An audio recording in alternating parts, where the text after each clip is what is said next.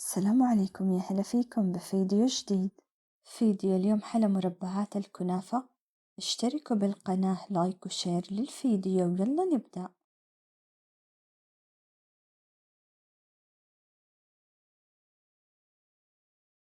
كنافة ونطحنها.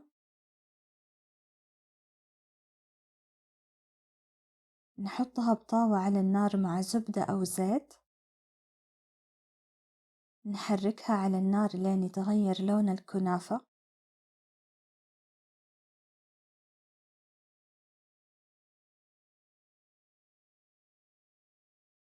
نطفي النار. حليب مكثف محلى حسب الاحتياج. نخلطه مع الكنافة.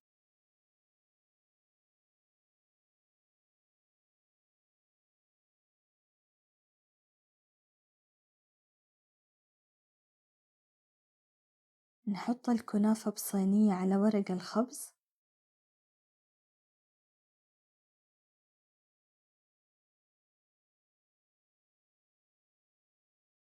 كوب حليب بودرة.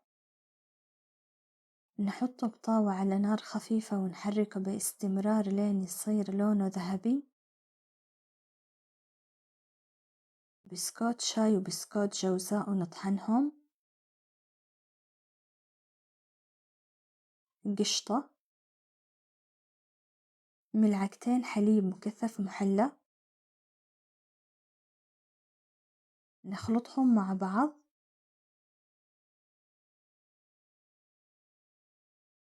نحطهم على الكنافة.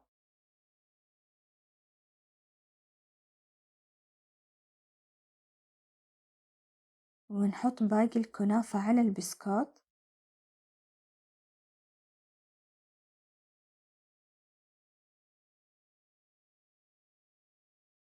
ندخلها الثلاجة نص ساعة تبرد.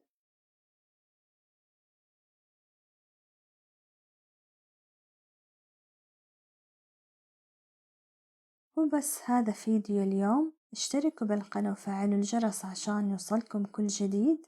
لايك وشير للفيديو. مع السلامة.